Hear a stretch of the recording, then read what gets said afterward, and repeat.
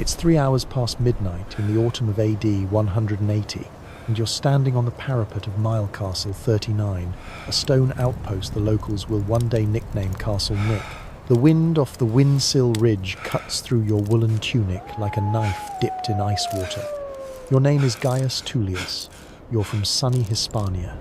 You have not felt your toes since Tuesday. Beside you, relieved. Your friend Marcus coughs. A wet, rattling cough. The kind that doesn't stop. You're about to offer to swap shifts when something hisses past your ear. A short, ugly sound. Then Marcus drops.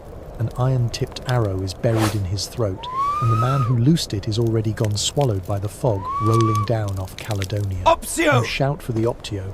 Nobody answers. Welcome to Hadrian's Wall, Rome's coldest, loneliest frontier. The pay is decent, the pension is generous. You will not live to collect it. First problem, you aren't actually a Roman legionnaire. Forget the glossy Hollywood version, tall, square-jawed, Latin-speaking citizen marching out of the gates of Rome with a gleaming gladius. That guy is on the Rhine, or the Danube, or sleeping in a heated villa near Pompeii. You're auxiliary. Did you hear Auxilia. what happened at the last Roughly Milecastle? 9 Keep quiet! out of every 10 men The commander stationed is on coming. Hadrian's Wall in your era are non-citizen foreign recruits. Beyond this Tungrians wall from is the what's now enemy. Belgium, You are the shield of Batavians from the Rome. modern Netherlands, Stand ready, Asturians for the honour from of the rainy empire hills of rests northern on your Spain, shoulders. Dacians from Romania, even Syrian archers shipped in from around Hamath. The Romans call the locals Britunculi, wretched little Britons. The locals return the favour by calling all of you, indiscriminately, the bastards. Welcome to multicultural empire. You Served signed up at 25 years, back and this home in bronze Hispania, diploma guarantees because the your Roman recruiter promised citizenship, that after a 25 rich years of reward for your service, loyalty you'd to the walk away empire. with Roman citizenship, a bronze diploma to prove it, and the legal right to take a wife. He neglected to mention the 25 years would mostly happen here. In the rain, the journey took 8 months. You marched 1,500 miles, about 2,400 kilometres across 3 provinces. You crossed the English Channel in a flat-bottomed barge in February, vomited for 2 solid days, and made landfall at Utupiae, a port in Kent that smelled permanently of fish guts and wet rope. Then Centuria more 3, marching, to the main 300 road! miles Hold the north on a line, road called recruits! Dare Street, North to into country Eberacum! that gets darker, wetter, and colder at every step. You arrive at the wall in late autumn. It is not what you expected. It's bigger, 73 miles long, 80 Roman miles, from Segedunum on the Tyne in the east to Bomus on Solway in the west. 15 feet high in some They did not sections, tell us it was this 10 large. feet thick, It stretches dressed forever. stone on the south face, packed rubble at the core, a ditch in front, a second ditch, the vallum behind. Every Roman mile, a small fort. Between each Milecastle, 2 watchtowers. The locals call the whole thing the Long Stones. Your centurion calls it home. You stand at the gate of your new posting Vercovicium, Look around known you, today Gaius. as House Days, This is the wall, and the wind the hits you heartbeat with a of wet the frontier. slap. It smells Soon of enough, wood you smoke, will call it wet home sheep, too. and something else. Keep Latrines. moving, men! Open We settle in latrines, before the next patrol. draining downhill straight past the barracks. There is work this to is be where done you'll here. live for the next quarter of a century, assuming you live that long. Quick question for you. Did you grow up thinking Hadrian's Wall was guarded by textbook Roman legionnaires, citizens of Rome marching in perfect lockstep? Drop a comment. I'm genuinely curious how many of you grew up with the Hollywood version. This Because is what not the comes glory next they is going sing to of make in the Rome. Hollywood version look Here, like a holiday there is brochure. only mud, A centurion cold grips steel, your shoulder. and the wall. Tullius. Up to You're the on parapet, first watch. soldier. North Watch the Tower. moor closely. Your first night. If you see movement in the north-facing fog, post. sound the alarm immediately. Caledonia is 1 mile away, and the fog is already moving in. The legions stationed on the Rhine, the Danube, the deserts of Numidia, they have problems. None of them have your problem. Your problem is the weather. You grew up in Hispania, where winter means a chilly morning and maybe a frost. Here, winter is a 6-month assault. The temperature drops well below freezing -5 degrees Celsius on a bad night, about 23 Fahrenheit, and then it just sits there for weeks. The wind off the Pennines doesn't blow, it scours. It strips the heat off your skin the way a knife strips bark off a stick, and your kit was not designed for this. Hollywood will give the Roman soldier shining plate armor, the famous lorica segmentata, those overlapping iron strips. Forget it. You're auxiliary. You're issued the lorica hamata, mail armor, hand-riveted iron rings. about 30 pounds of weight, roughly 13.6 kilograms draped over your shoulders. It stops a sword. It does absolutely nothing for the cold. The iron actually pulls heat out of you faster than the wind does. Underneath, a woolen tunic. Over that, a sagum, a heavy rectangular cloak pinned at the right shoulder, dyed a dull, oily brown. On your feet, the caligay, hobnailed open sandals in Northumberland in January. The Romans will eventually figure out that this is insane and start issuing closed boots in Britain, but not yet. So your toes turn purple, then yellow, then black, and the medicus, the unit doctor, sharpens his knife and tells you to bite down on a piece of leather. You bite the leather, he saves the foot. Mostly. We actually know what you wrote home about. Listen to this one. Archaeologists The wool cloaks at are thin Vindolanda, and the the socks are auxiliary threadbare. fort just He's south lucky. of the wall, I haven't pulled seen dry hundreds of underwear in a ink and week. wood writing My sandals tablets out of the disintegrated mud, yesterday. preserved by waterlogged anaerobic soil for 1900 years. One of them, tablet 346, is a soldier's care package list.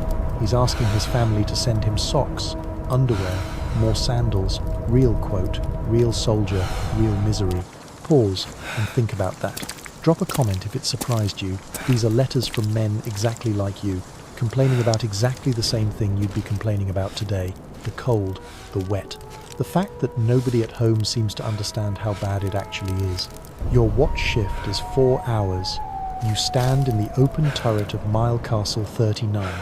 You do not sit, you do not lean. You watch the ground north of the wall for movement, and you do not move yourself because the law is brutally clear. If you fall asleep on watch, the punishment is the fustuarium. The fustuarium works like this. Your own contubernium, the 8 men you share a barrack room and a tent with line-up. Each is handed a club or a stone. They beat you to death. Personally, together. Because if you sleep, they die.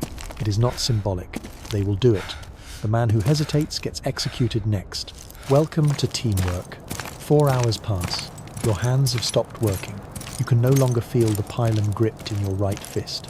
The fog has thickened until you can see exactly 12 meters in front of you, maybe 40 feet, and the cough you started somewhere along that wet march from Dare Street has settled deep into your chest.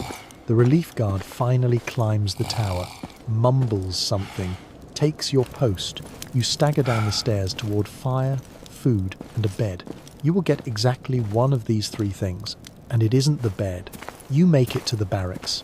You are wrong about what you'll find. There is no fire pit in your room. Hypercosts, those gorgeous My feet underfloor are heating frozen systems solid! Romans are rightly While famous the for prefect existing roasts in base, his but bathhouse. they're plumbed beneath the prefect's villa and the bathhouse, not under you.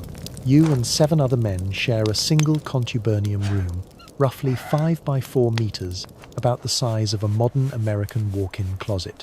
There is one small brazier. Smoke escapes through a hole in the roof. So does most of the heat. You sit down, someone passes you dinner. Hold it close to the brazier. Look at it. 2 things. A hunk of bread the size of your fist, and a wooden bowl of pulse, a grey, claggy porridge of boiled emmer wheat, salt, and whatever didn't escape. To drink, Posca cheap sour wine cut with stream water. Romans drink it because the acid kills enough bacteria to maybe not kill you. The salt pork, the lardum, went to the cavalry this week. You can smell it cooking from across the courtyard. You do not get any. The bread is gritty, genuinely gritty. The emmer was milled with stone querns, and microscopic shards of that stone are baked into every loaf. Over 25 years of service, your molars will grind down to flat brown stubs. Roman skeletons from frontier forts show this clearly. Their teeth look sanded. You eat anyway. This You're stew starving. is thinner than Then usual. your stomach starts to Be argue. glad of it, the Which patrols brings are us to heavy the tomorrow. latrine. Buckle in. The fort latrines at Vercovicium are an engineering marvel, long stone benches with keyhole openings, sluiced by running water from a cistern. In summer, in winter, the cistern freezes, the channel clogs, and the room becomes a museum of preserved human misery. The smell soaks into the wool of your tunic and never quite leaves it. 20 men squat shoulder to shoulder. No partitions, no privacy, no paper. You wipe with a xylospongium, a sea sponge tied to a wooden stick. A shared sponge that lives in a bucket of vinegar water in the corner. It is rinsed between users. Rinsed. If you want to test this segment's effect on you, drop a comment. Honestly, could you do this for 25 years? Because the man sitting on your left has dysentery, and in 3 days, statistically, so will you. Dysentery is your real enemy.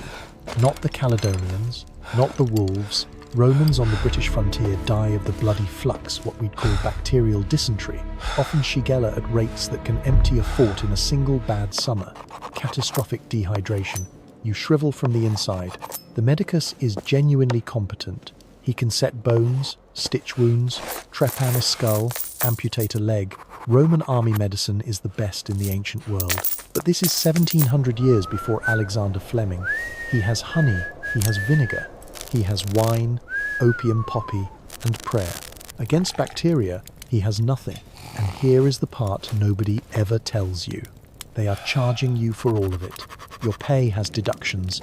You pay for your food, your kit, your boots, your bedding, your contribution to the burial club, so that when you finally die of the flux in a soiled bunk, somebody will at least put your ashes in a labelled jar. After deductions, you take home maybe half, sometimes less. Welcome to employment. You finish your pulse. You lie down on a straw mattress, shared with 1,000 lice. Marcus, in the bunk across from you, is coughing again, wet, rattling. You stare at the ceiling beams and try to remember the colour of the sky in Hispania. You almost manage it. Then the watch horn sounds. Not the change of guard call, the other one. 3 blasts, sharp. The wall is under attack. You scramble for your kit in the Alarm! dark. Mail Everybody shirt up! over the head, 18 Grab your seconds shields you do and not move to the have. gate. Belt, sword, pilum, helmet, out the door. Ad murum! The gate is already Accelerate! open. Men are running for the Cito! wall steps. Solite pila! The centurion is barking, his breath white in the firelight. You have trained for this moment for 9 months on parade grounds in fair Mediterranean weather. None of that training prepares you for what is actually happening. Forget what you've seen on screen. Forget the Roman square advancing in lockstep against howling barbarians. That's a pitched battle on open ground in Germania.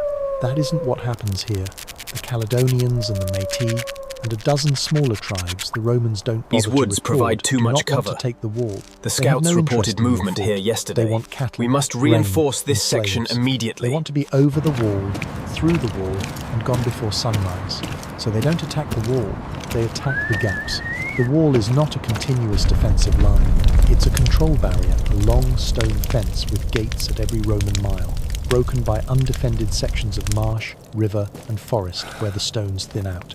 Tonight, somewhere west of you, a war party of maybe 60 men has cut the throats of 2 sentries at Milecastle 37, slipped through, and is already burning a farm on the Roman side.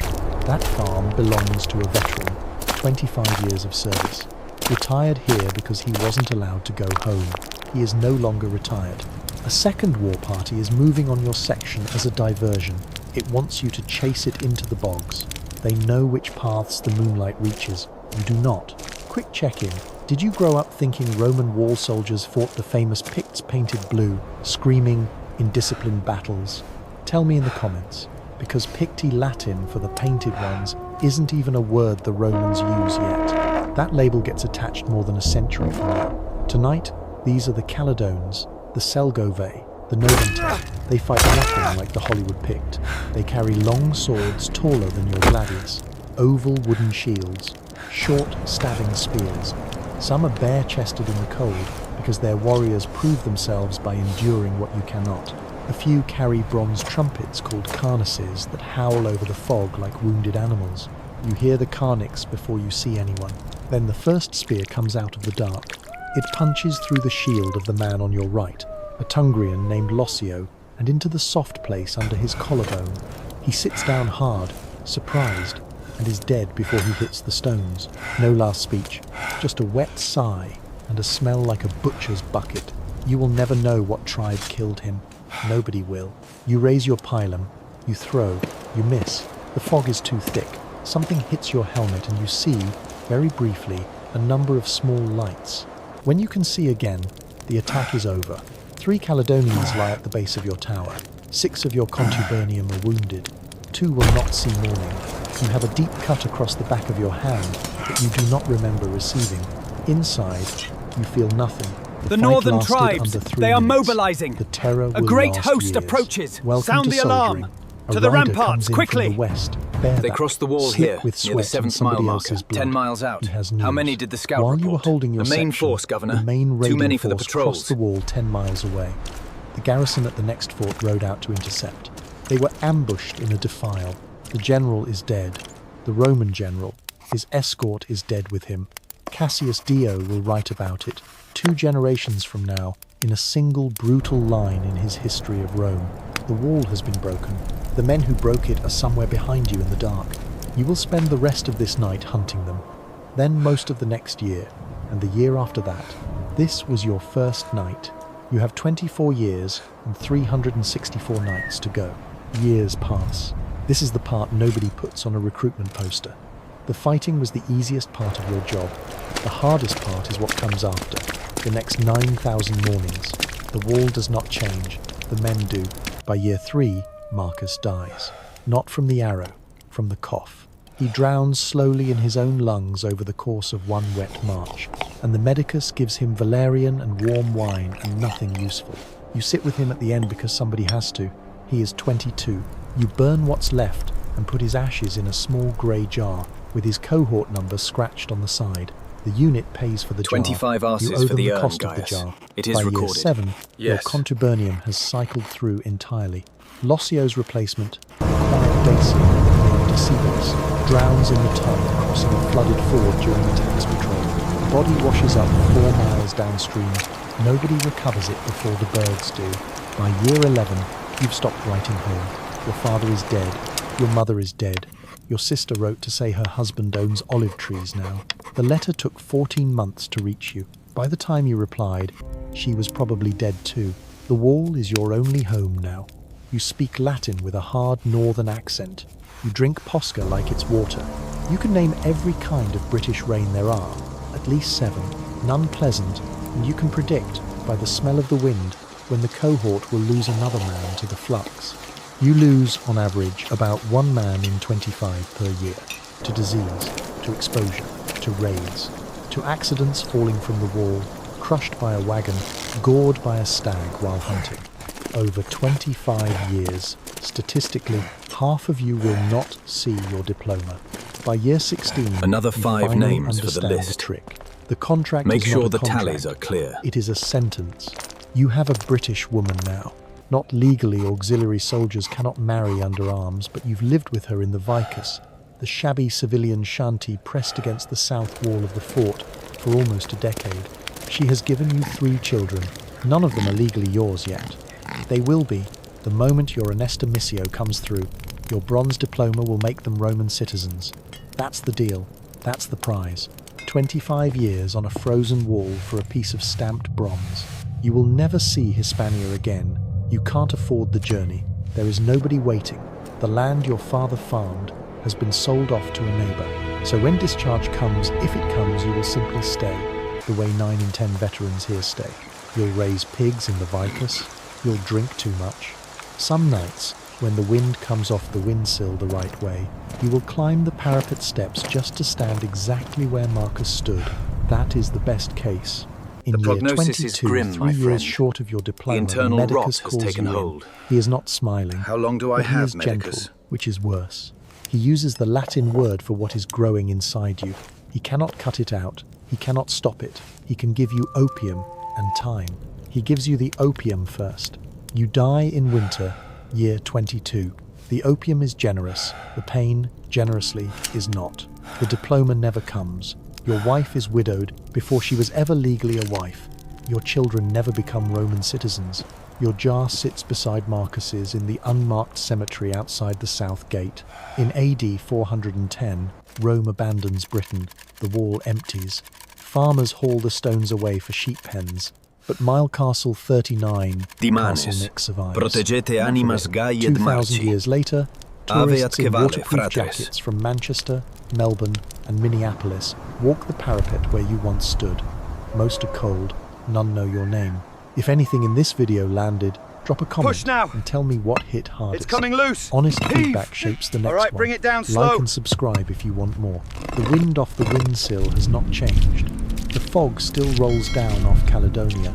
You did not live to collect your pension, but the wall, somehow, is still collecting you.